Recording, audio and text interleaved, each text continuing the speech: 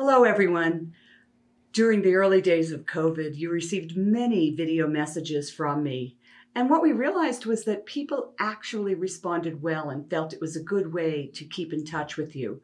So, starting now, I will be doing a video message at least once a month, likely that first week of the month. So, hopefully, that will continue to provide you with some good information of all that is going on here at the Arc of Opportunity. We had a snow day this week, and for those of us who love snow, me included, it was a beautiful, wondrous day.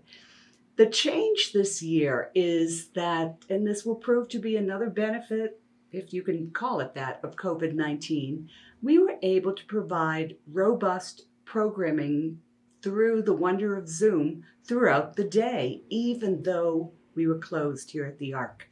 So our staff are fantastic and they will continue to do that. We hope that you were able to take advantage of the great programming that's been going on. And if you're not yet back here in the program, know that it is just so wonderful to see you joining in the online programming every day. I want to give you some numbers. We have actually been able to offer the vaccine to everyone who works or lives in one of our group homes. There have been a few additions to that, but for the most part, that is the group. And believe it or not, we have already offered the vaccine, administered the vaccine to 164 people. Most of the residents of our group homes said yes to vaccines, which is terrific, and the remainder are staff. So we are moving forward. We had an amazing clinic here. We'll be doing it again in February and then the very last one in March. Now, I want to speak to the elephant in the room. I know that there is a strong wish that our amazing family caregivers would be eligible for the vaccine, and that our program participants in day programs would be eligible for the vaccine. Every call I am on, I want to assure you that I am advocating for that. And we know that the Arc of Massachusetts and ADDP are larger associations that we are members of, are speaking with folks in the state all the time advocating for that. Right now, we don't have word that that is about to happen, but know that we'll continue to advocate for it. And I just wanted to provide you with that information as well. We don't forget about you and we're trying our best. So some of you received in the mail, anyone who's been a donor, our fantastic impact report. It is available on our website and I urge you to read it. It will tell you some really amazing statistics about the past year and hopefully inspire you to remember why you're happy to be part of the Arc of Opportunity. Lots of statistics in here, but some of them I want to mention to you, or three maybe. We spent, and I want to get the dollar figure right, $646,591.67 on COVID-related expenses. More than $500,000. And we continue to expend more money on that. So just be aware that there has been an amazing investment at some financial stress, but we needed to do it and have done so. Two other facts are 1,252 masks were donated to us. We had some fantastic people who sewed away and provided us with masks. And right now, we have 316 employees.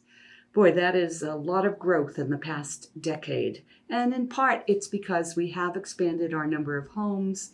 We have started working with people who have greater medical or behavioral needs and require different staffing levels. So that is an important part that I want to keep you updated on. There's a great deal of diversity among our staff.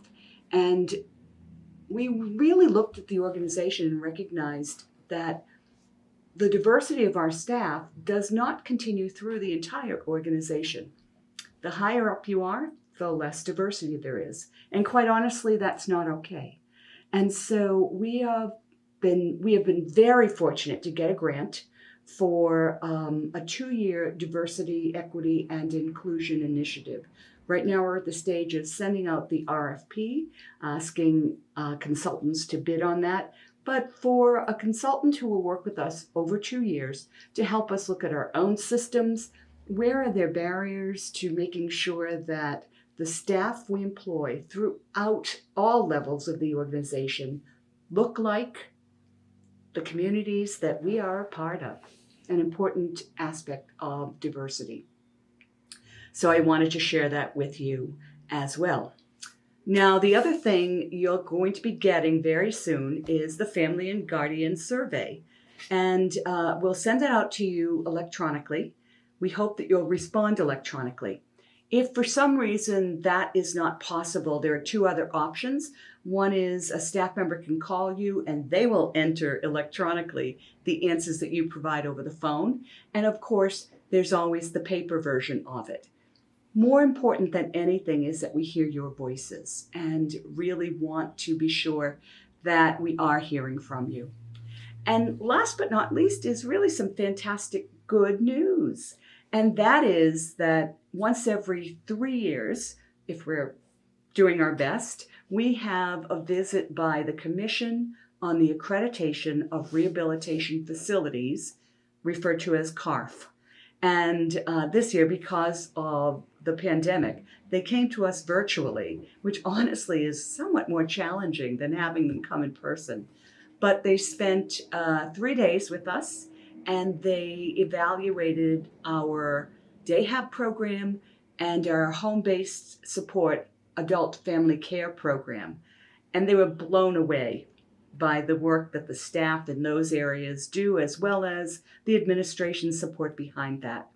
We don't have the formal report yet. It takes 6 weeks or so before we get that. But I can tell you from their exit interview, their exit conference with us, they were impressed and they gave lots of congratulations.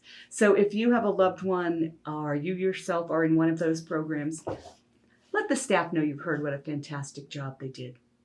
So I think that's about everything for this update. And just please stay well, keep those masks on, wash those hands, and together we will make it to the other side of COVID-19. Be well.